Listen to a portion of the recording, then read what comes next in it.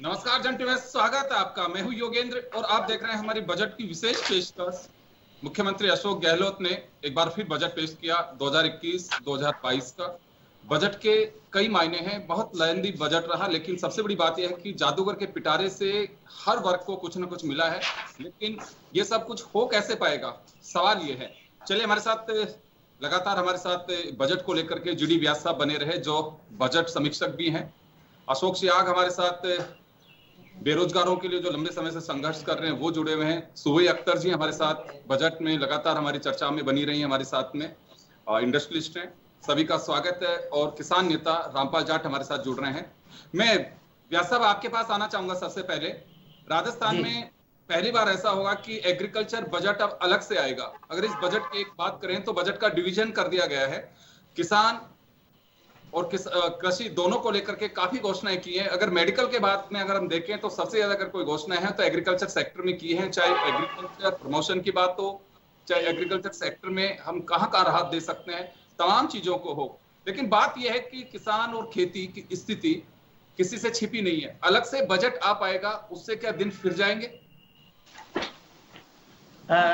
अलग से बजट आने के पीछे एक बहुत सीधी सीधी सोच है। वो सोच योगेंद्र जी ये है कि जब टोटल बजट आता है तो उसमें जैसे मैं एक छोटा सा उदाहरण दूं कि संसद ने एक रेलवे बजट को मर्ज कर लिया। तो जी आप देखते हैं कि रेलवे बजट में जो डिटेल आती थी, जिसको जानने का अधिकार जनता को है, वो डिटेल नहीं आती है और बहुत शॉर्ट में अमाउंट आ जाता है या शॉर्ट में चीजें आ जाती है और उससे जनता को पता नहीं होता कि हिडन चीजें क्या रह गई।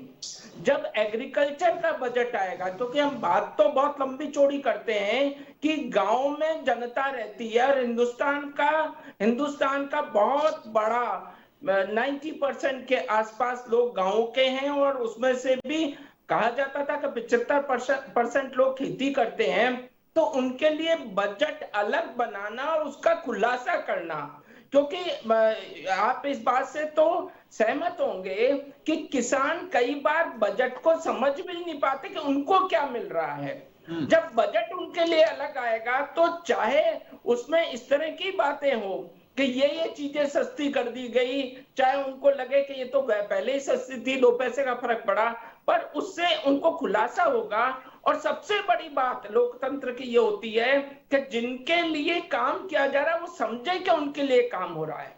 जी। तो इसका कुछ फायदा निश्चित रूप से आने वाला है। चलिए अशोक सियाग जी, आपके आपके पास आना चाहूंगा। बेरोजगार काफी लंबे समय से संघर्ष कर रहे हैं और पहली मर्तबा नहीं है, वर्षों से चली आ रही है, क्योंकि बेरोजगारी को खत्म नहीं किया जा सकता।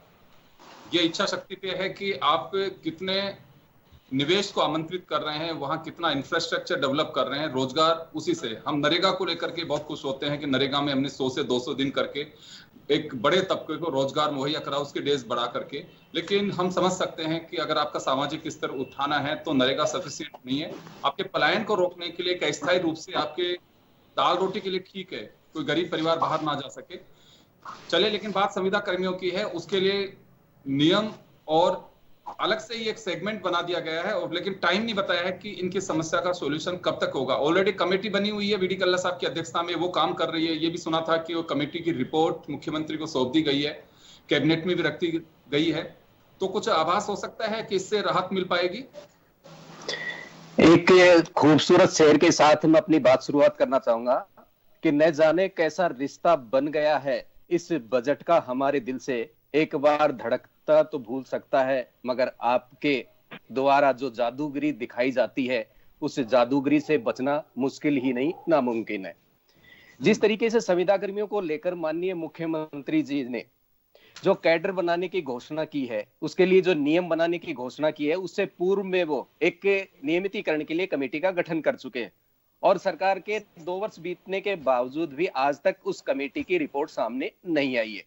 यानी एक तरीके से बेरोजगारों को झांसा देने का उन्होंने एक बार फिर से बहुत बढ़िया तरीके से मन बना लिया है। इस कैडर के माध्यम से जैसा कि उन्होंने संकेत दिया है कि हम नियम कानून इस तरीके से बनाएंगे, जो भर्तियां आएंगी उन भर्तियों के अंतर्गत हम इनको वरीयता देंगे। किस प्रकार से वरीयता देंगे, किस तरीके से करेंगे, इसका खुलासा भी उन्होंने अभी तक नहीं किया।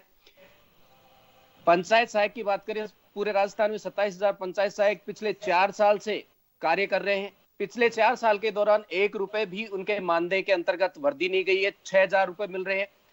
10 फरवरी को उनका 103 करोड़ रुपए का बजट पारित हुआ था। वो बजट आज तक ग्राम पंचायतों के खातों में नहीं डाला गया है। उसके बावजूद मुख्यमंत्री जी एक बार फिर से कैडर के नाम पर अपनी जादूगिरी दिखा ऐसा तो नहीं। देखिए, सरकारी भर्तियां बहुत सारी नहीं निकाल सकते। 53,100 कुछ भर्तियों का पिछले बजट में अनाउंस किया था, 50,000 का अभी किया है। लेकिन एक अलग से कैडर बनाने की वजह से संविदा कर्मियों को एक अलग ही उस पे रखा जाएगा, ताकि ना आप लोग कभी डिमांड कर सकते हैं संविदा कर्मी है, वो संविदा कर्मी रहेगा। देखिए सर, पूर्व में भाजपा सरकार ने एक कैडर बनाया था प्रबोधक, अगर आपको याद हो, प्रबोधक भर्ती के नाम से एक कैडर बनाया था 2008 में। उन प्रबोधकों के लिए अलग से सेवा नियम बनाए गए थे। अगर उस तरीके की सरकार के द्वारा कोई कार्रवाई की जाती है तो हम आगे बढ़कर के सरकार का स्वागत करते हैं, क्योंकि उससे इंतजार करना होगा कि देखिए अभी तो कैडर में क्या क्या चीजें आएंगी, लेकिन एक बनाया तो उसी पे मैं आपका रिएक्शन चाह रहा था। मैं लौटूंगा आपके पास में, मैं सुबोध जी के पास में जाना चाहूंगा। सुबोध जी, कुछ राहत की खबर कह सकते हैं बजट से इंडस्ट्री के लिए? सर, इंडस्ट्री के लिए बहुत अच्छी खबर है। अगर आप चाहें, अगर आपने पहले की भी एनालिसिस वगैरह जब हम लोग बात कर रहे थे, आपने देखा कल आप काफी नर्वस थे कि अनाउंसमेंट तो बहुत सारे देखते हैं, लेकिन कोविड के दौरान एमएसएमई को हमारे सेक्टर को जिस तरह से एक बड़ा झटका लगा है, हम भी नहीं चाहते कि हमारे कर्मचारी बाहर निकले, लेकिन मजबूरी बहुत सारे इंडस्ट्रियलिस्ट की है। वो एक पीड़ा पेंडेमिक के साथ साथ रही, तो इससे बाहर निकल पाएंगे हम? सर, बहुत सी चीजों पे मैं कहूंगी कि इस पे काम हुआ है। अगर देखा जाए तो पहली एक मांग तो मेरी यही थी कि यूनिवर्सल है, कि आप कोई बीमा कवर दें, खासतौर पे उन लोगों को जो ले ऑफ हो चुके हैं, हर फैमिलीज को। जब वो मांग आ गई कि 5 लाख तक का बीमा फैमिली हेल्थ कवर प्रोवाइड कर रहे हैं, तो कम से कम एक सुकून है हर एक को, जो कमा नहीं पा रहा वो कम से कम बीमार तो सुकून से हो सकता है। दूसरी चीज ये थी कि 5 लाख का आपने 5 लाख तक का लोन स्टार्टअप्स के लिए, महिला उद्यमियों के लिए भी, मतलब वो काम आएगा। फिर एक स्टेट हेल्थ बिल पे आपने काम किया। राहत तो सर बहुत मिली है। अभी मैं सुन रही हूँ अपने साथ जो दिग्गज लोग जुड़े हुए हैं, वो कह रहे हैं कि हमेशा अनाउंसमेंट्स होती हैं, कैरी फॉरवर्ड नहीं होता है। सर, कैरी फॉरवर्ड करने के लिए 2 चीजें हैं कि लोगों को तक पता भी नहीं चल पाता है कि उनके पास ये सारी चीजें मुहैया करवाई गई हैं और उनको अवेल करना अवेलेबल है, मतलब वो उसे अवेल कर सकते हैं। मेरी वजह से मैं तो यही कहूंगी कि अगर ये सारी स्कीम्स हैं और हमारी जितनी भी आशाएं थी वो सीएम ने पूरी की हैं, अशोक गहलोत जी ने पूरी की हैं, तो बस फर्क ये है कि हम जितने लोगों को इससे जोड़ सकें, अवगत करा सकें कि उनके पास ये सारी स्कीम्स को वो अवेल कर सकते हैं, बेनिफिट ले सकते हैं, तो हो जाएगा। उन्होंने बेरोजगारी के लिए भी बहुत बड़ा फंड किया। 16,000 करोड़ का फंड तैयार कर रहे हैं सर, इंदिरा गांधी शहरी क्रेडिट कार्ड के उनके नाम पर, जो किसान के लिए, युवा बेरोजगारों के लिए पे भी अच्छी खासी फोकस की गई है। सुबह जी, एक सवाल और है रियल एस्टेट को लेके। जैसे पिछली बार भी डीएलसी रेट्स में कमी की थी, एक बार फिर किया। स्टाम्प ड्यूटी को भी उन्होंने सेटलमेंट करने की बात कही है। उसके अलावा नए टैक्स का जो जिक्र किया है कि एक भी टैक्स नहीं लगाया जा रहा है, तो इससे ये कह सकते हैं कि थोड़ा जो मान के चल रहे थे। और दूसरा, हाँ, स्टेट जीएसटी जो एसजीएसटी है उसमें भी राहत दी है कि अगर नए इनोवेशंस कुछ होंगे तो उसमें उनको बेनिफिट मिलेगा। तो इससे कुछ राहत इंडस्ट्री को मिलेगी? सर, बहुत लोगों को राहत मिलेगी। रियल एस्टेट के लिए आपने कहा, आप ये बताइए, पुत्रियों के साथ साथ पुत्र वधुओं को भी स्टाम्प ड्यूटी के अंदर वो दिया, पोते पोती दोहिती तक। हाँ, पोते पोते भी और दोहिते दोहितियों को तक को स्टाम्प ड्यूटी के अंदर वो दिया। तो एक रियल एस्टेट को कहीं ना कहीं तो उससे बूस्ट मिलेगा ही सर। रही बात जो जीएसटी के ऊपर, जीएसटी की जितनी भी खामियां हैं उनको कह रहे हैं कि उनको बैलेंस आउट करने के लिए वो आगे लेके आएंगे। ये मांग थी 40 वुमेन से जुड़े होने के साथ साथ दूसरे उद्योगियों और कारोबारियों की, उसको भी सुना गया है। तो सर, मेरे ऑल इन ऑल मैं ये कहूंगी कि व्यापारियों के लिए, महिला उद्यमियों के लिए तो बहुत अच्छा रहा है।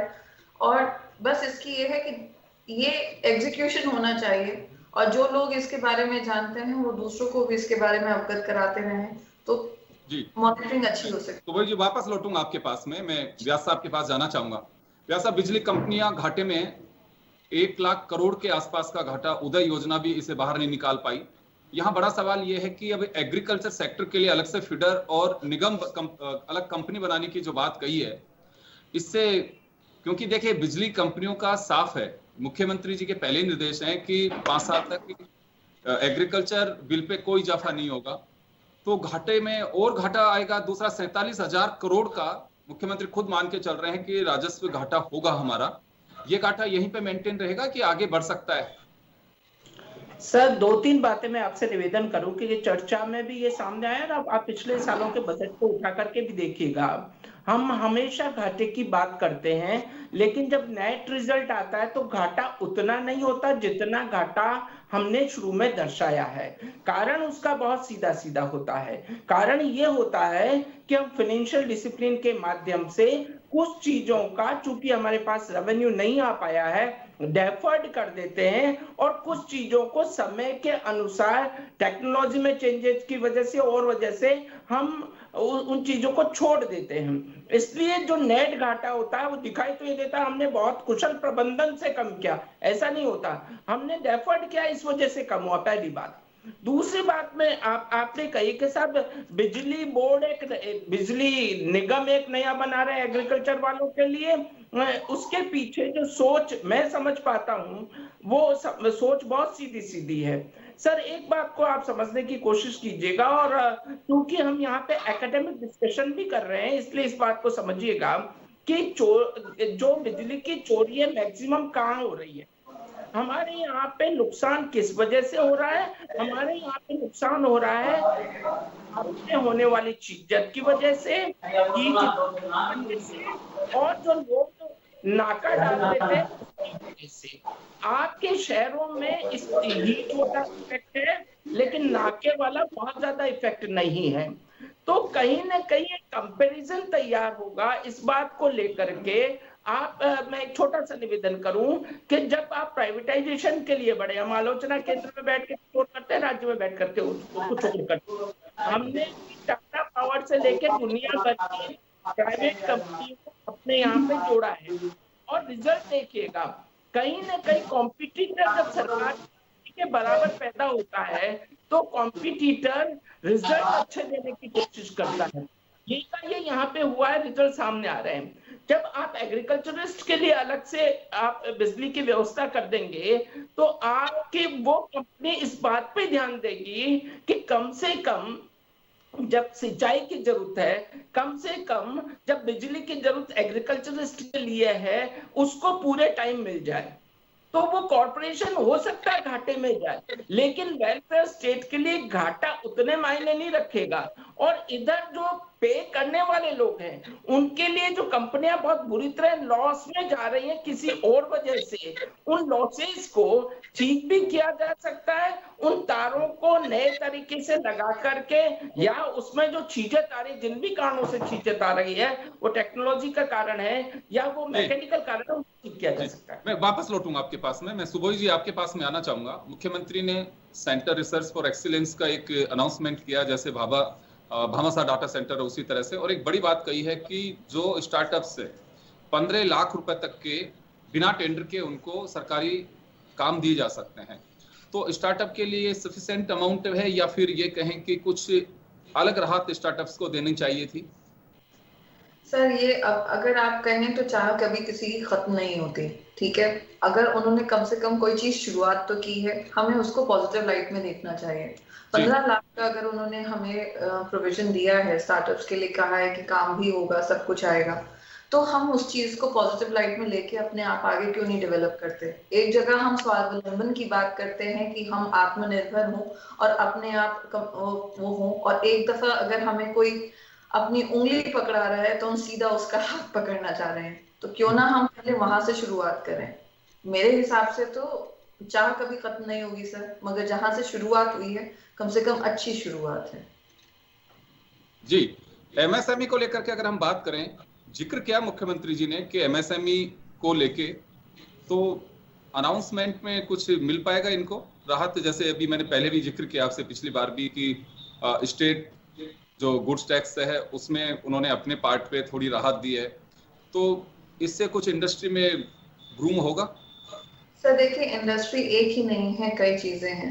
अगर देखा जाए मैं जैसे डिजिटल मार्केटिंग में, क्योंकि एक मार्केटिंग इंडस्ट्री से हूँ, अगर मैं कहूँ तो मेरे लिए डायरेक्टली कुछ ऐसा नहीं है। हाँ, SGST में राहत मिल जाएगी मुझे तो उससे बेहतर हो जाएगा। मगर अगर मैं दूसरी चीजों को देखूं, अगर हम राजस्थान की बाकी इंडस्ट्रीज को देखें, चाहे वो पर्यटन हो आपका, उसमें उसे गतिशील करने के लिए उसे कर रहे हैं। आपका हेल्थ हो, जो चिकित्सा हो, चिकित्सा के लिए उन्होंने बहुत बड़ा कदम उठाया है। ठीक है, आपको कृषियों के लिए, जल के लिए, अभी मैं साहब को सुन रही थी तो उन्होंने कहा कि जैसे पानी और सिंचाई के वक्त की जब बात आती है तो 50,000 सोलर पंप की भी बात की है कि वो उसको भी प्रोवाइड करवाने की बात कर रहे हैं कि उस हद तक आपको पानी और सिंचाई के लिए भी बात करेंगे। फिर मैंने कहा कि आपका एजुकेशन के लिए इंस्टीट्यूट्स वो कर रहे हैं, तो बाहर से जब इंस्टीट्यूट्स बनेंगे सर तो बाकी के काम भी बढ़ेंगे। ऐसा तो नहीं है कि इंस्टीट्यूट्स बनेंगे तो उसमें प्रोफेसर्स को नहीं रखा जाएगा, 4th ग्रेड एम्प्लॉयज को नहीं रखा जाएगा, स्टूडेंट्स भी आएंगे, तो आपकी एक तरीके का काम का हर तरह से कि आपकी एक वर्कफोर्स बढ़ाई जा रही है, आपके लिए एम्प्लॉयमेंट बढ़ाई जा रही है। जब आप किसी को सशक्त करेंगे खर्च करने के लिए तो आपकी अर्थव्यवस्था भी बढ़ेगी, और वो कैसे होगा जब वो नौकरियां बढ़ेंगी। तो सारी इंडस्ट्रीज के लिए कुछ ना कुछ निकल के तो आया ही है सर। जी बिल्कुल। मिस्टर सियाग, आपके पास आना चाहूंगा। चलिए, संविदा कर्मियों की बात एक उसके लिए तो अलग से एक काडर बनाने की बात कही है, लेकिन 50,000 नौकरियों का जिक्र भी किया है उन्होंने कि 50,000 नौकरियां होंगी, लेकिन ये अभी इसमें अलग नहीं किया है कि रीट भी इसमें शामिल है कि इससे अलग होंगे, कि ये अनाउंसमेंट नहीं है। या रीट 50,000, 154,000, कितनी 53,000 जो नौकरियां पिछली बार निकाली थी उसमें से है। खैर, लेकिन ओवरऑल अगर हम देखें तो एक ऐसा माहौल बन पाएगा कि राजस्थान का बेरोजगार ये राहत महसूस कर सके कि हाँ चलिए, मुझे एक कम से कम रोजी रोटी का एक मेरा जरिया, एक व्यवस्था सरकार मुहैया करा रही है। आप अनम्यूट करिए अशोक जी, आपका ये म्यूट किया हुआ है, सिस्टम म्यूट किया हुआ है, इसे अनम्यूट करिए।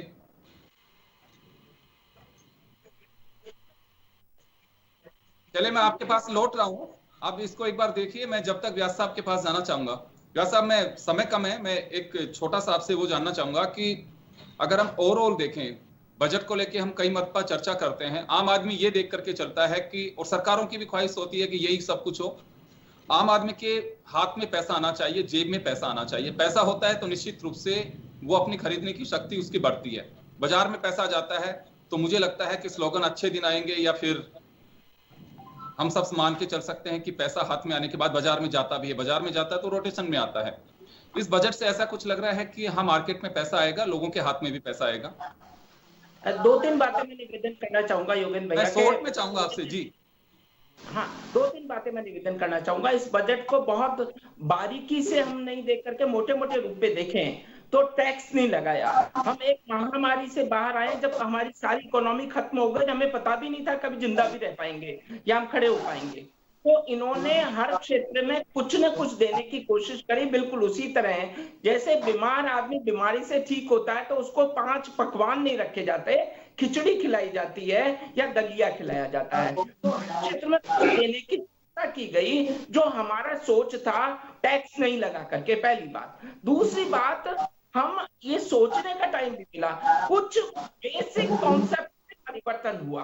आप चूंकि आसानी से बात करने जा रहे थे बेरोजगारों की, तो थोड़ी सी बात निवेदन करूं। कोई जमाने में हमसे मैं थोड़ा मैं शॉर्ट में चाहूंगा, समय का शॉर्ट में चाहूंगा। बेसिक चेंजेस जो किए गए हैं वो ये चेंजेस किए गए हैं कि आज आपका ऑनलाइन वेरिफिकेशन हो जाएगा डॉक्यूमेंट का। हर जगह आपको फॉर्म लगाने के लिए डॉक्यूमेंटेशन वेरीफाई नहीं कराना, आपका एक कॉमन एप्टीट्यूड टेस्ट होने लग जाएगा। पटवारी का फॉर्म भर रहे हो, कल उसका भर रहे हो, परसों उसका भर रहे हो।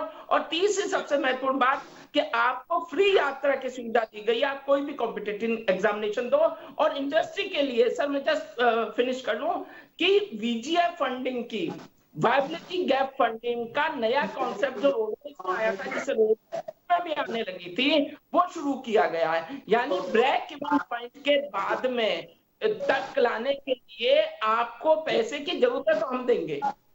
चलिए, बात वही है कि चलिए, अगर आपके हाथ से पैसा निकल नहीं रहा तो भी तो आपकी बचत ही है। जो व्यास साहब समझा रहे हैं, अगर आपकी जेब पैसा बचा हुआ है तो भी आपकी बचत है, उसको आप खर्च कर सकते हैं। चलिए मेरा आखिरी सवाल आपसे है, एक कोई ऐसा माहौल इसमें आएगा कि बेरोजगार ये राहत फील कर सके कि चलिए मुझे कुछ मिला है? सर ऐसा कुछ भी नहीं है। जिस तरीके से माननीय मुख्यमंत्री, जैसे फ्री बस की बात की है, 50,000 भर्तियों की बात की है, कोचिंग सेंटर्स की बात की है, तो ऐसे कुछ है जिससे राहत मिल पाएगा? सर ऐसा कुछ भी नहीं है। मैं तो बेरोजगारों की तरफ से माननीय मुख्यमंत्री जी को एक लाइन कहना चाहूंगा कि गहलोत साहब, करके आपसे मोहब्बत हम चैन गवा बैठे, जानते थे कि दिल जलेगा मगर फिर भी दिल लगा बैठे। चाहे पूर्व की भर्तियों की बात कर लीजिए, चाहे वर्तमान में जो पहली सरकार से लगाया, पहले भी लगा चुके हैं। ये दिल हमने वसुंधरा सरकार से भी लगाया था, वहां भी हमें धोखा मिला। वर्तमान मुख्यमंत्री जी ने जिस तरीके से चुनावी घोषणा पत्र में जिक्र किया था, उसके बाद में जिस तरीके से सरकार ने सत्ता में आने के बाद कमेटियों का गठन किया था, और उसके बाद जिस तरीके से बार बार संविदा कर्मियों के साथ जो वार्तालाप चल रहा था, उस वार्तालाप के बाद हर बार हमारा तो केवल दिल जला है। अभी एक छोटे से मानदेय के दिल राहत महसूस करिए। निश्चित रूप से देखिए, बात सही कह रहे हैं आप कि कई मर्तबा आप लोगों के साथ बैठ के हो चुके हैं, लेकिन राहत की खबर अभी तक आई नहीं है। तो सही है कि दूध का जला छाछ को भी फूंक दे दे के पीता है, और संविदा कर्मी हो चाहे बेरोजगार हो, वो तभी मानते हैं कि हमारी भर्तियां पूरी हों। एक उम्मीद की बात यह थी कि मुख्यमंत्री जी को यह अनाउंसमेंट आगे करना चाहिए कि पर्टिकुलर टाइम पीरियड भर्तियों के लिए तय होना चाहिए, और ये लिटिगेशंस में जो मामले जाते हैं इसमें किसी की जिम्मेदारी फिक्स होनी चाहिए कि जो कर्ता जिस विभाग का जिसकी ड्यूटी है, मोटी पगार लेके बैठते हैं, उन लोगों की ड्यूटी तय हो कि आखिर इसमें खामियां क्यों छोड़ी जाती हैं। मुझे लगता है ये भी एक राहत की खबर होगी, क्योंकि बेरोजगारों की लंबे समय से मांग है कि कोई भर्ती तो टाइम बाउंड करिए। तो चलिए, बहुत सारी चीजें हैं, बहुत सारी चर्चाएं हैं, बजट यूं ही उस पर हम जारी भी रखेंगे, लेकिन एक बार के लिए हम रुकना चाहेंगे। और तमाम अतिथियों का बहुत बहुत शुक्रिया। बजट विशेष में इतना ही, दीजिए इजाजत, नमस्कार। धन्यवाद सर, नमस्कार।